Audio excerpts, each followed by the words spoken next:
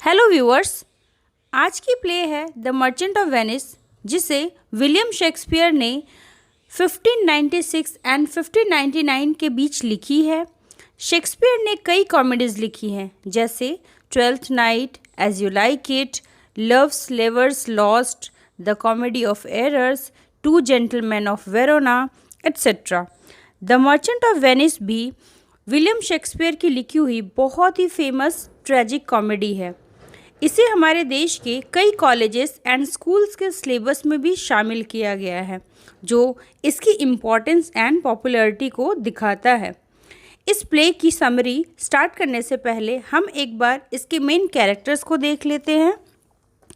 इसके main characters में है पोर्शिया, जो कि बहुत ही सुंदर और इंटेलिजेंट लड़की है और वह एक अमीर फैमिली से बिलोंग करती है।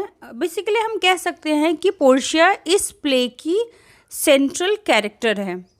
बेसेनियो एक सच्चा प्रेमी है। वह कई लोगों से पैसा उधार ले चुका है, बट लकी है कि उसका फ्रेंड एंटोनियो है जो उसकी बहुत परवाह करता है।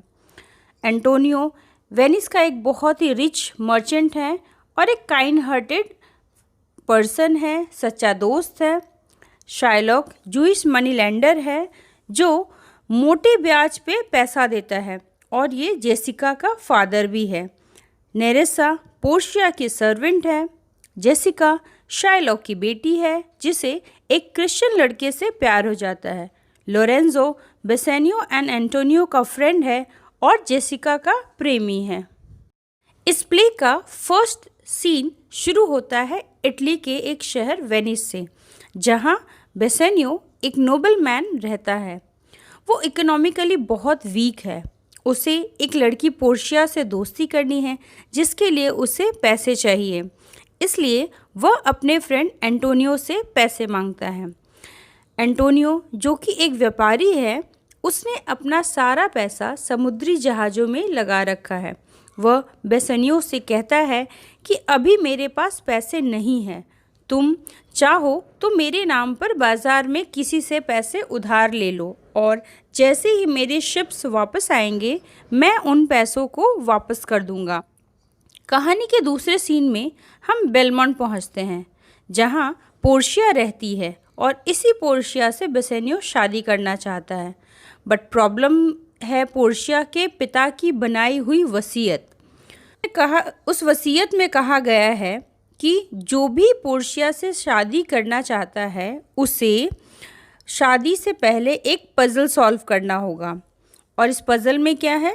इस पज़ल में 3 कास्केट मतलब संदूक होंगे, गोल्ड का, सिल्वर का एंड लीड का, जिसमें से किसी एक में पोर्शिया का पोर्ट्रेट है और वही करेक्ट कास्केट है।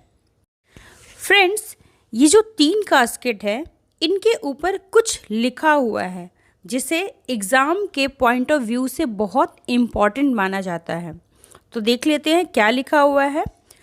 जो गोल्डन बॉक्स है उस पर लिखा है I am the one everyone desire. जो सिल्वर कास्केट है उस पर लिखा है I am the one everyone wants to have. And जो लीड का कास्केट है उस पर लिखा है I am the one everyone deserve. अब आप लोग सोच रहे होंगे कि इसमें कौन सी बड़ी बात है, अगर पज़ल सॉल्व कर लिया तो शादी होगी, पज़ल सॉल्व नहीं किया तो शादी नहीं होगी। बट ट्विस्ट तो अब है। उस वसीयत में ये भी मेंशन किया हुआ है कि अगर कोई लड़का सही कास्केट नहीं चुन पाया तो उसे अपनी प्रॉपर्टी पोर्शिया को देनी होगी। साथ ही साथ उसे यह प्रॉमिस करना होगा कि वह भविष्य में किसी से भी शादी नहीं करेगा। इन्हीं सब बातों को सोचकर पोर्शिया बेचारी परेशान है और अपनी सर्वेंट नेरिसा से बातें करते हुए कहती है, लगता है मेरी तो कभी शादी ही नहीं हो पाएगी। तब नेरिसा उसको समझाती है कि नहीं, ऐसा नहीं है, कभी कोई तो आएगा जो करेक्ट कास्केट सेलेक्ट करेगा और तुम्हारी धूमधाम से शादी होगी। इधर वेनिस में शाइलॉक नाम का एक जूइश मनी लेंडर बेसेनियो को 3000 डुकेट्स देने के लिए रेडी हो जाता है।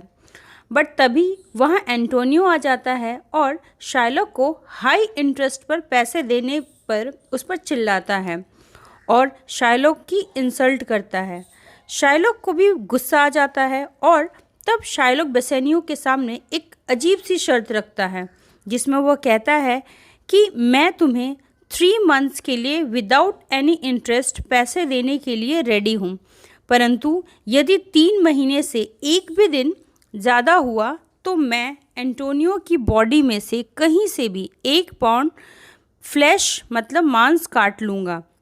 एंटोनियो चूँकि वो बहुत ओवर कॉन्फिडेंट था कि विद इन 3 मंथ्स ही मैं इसके पैसे लौटा दूंगा, मेरे शिप्स तो वापस आ ही जाएंगे, और इसलिए वो फटाफट हाँ कर देता है। इधर बेलमोंट में अलग अलग लड़के पोर्शिया से शादी करने के लिए अपने अपने लक ट्राई कर रहे हैं, जिसमें प्रिंस ऑफ मोरक्को भी है जिसने गोल्ड कास्केट सेलेक्ट किया एंड फेल हो गए।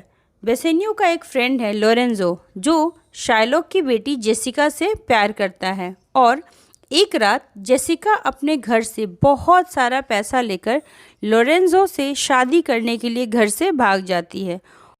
जब जेसिका लोरेंजो के साथ शादी की नीयत से भाग रही होती है तो उसके साथ बेसेनियो भी बेलमोंट आ जाता है। बेलमोंट में ही पोर्शिया से शादी के इरादे से प्रिंस ऑफ एरोगन भी आए और सिल्वर कास्केट चुनकर फेल हो गए। बेसेनियो पोर्शिया के पास आता है, उसे बहुत सारी गिफ्ट देता है। तभी एक न्यूज़ आती है कि एंटोनियो के सारे शिप्स समुद्र में खो गए हैं।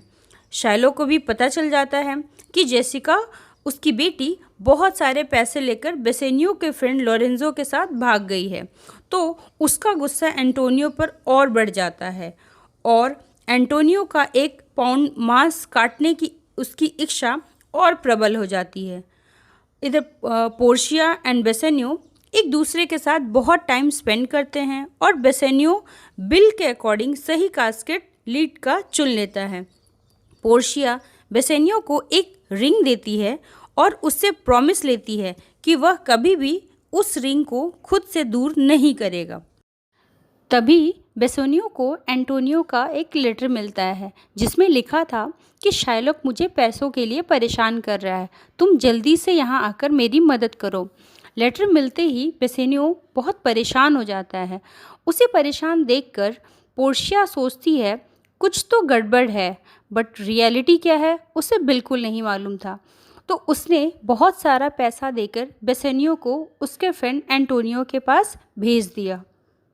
व्यूअर्स, अब हम प्ले के लास्ट सीन में हैं जो कि एक्ट 5 है। इसमें वेनिस के एक कोर्ट का सीन है जिसमें एंटोनियो, बेसेनियो, शाइलॉक सिटी के ड्यूक के सामने खड़े हैं और शाइलॉक अपने कॉन्ट्रैक्ट के अकॉर्डिंग एंटोनियो का 1 पाउंड मांस काटने की जिद कर रहा है।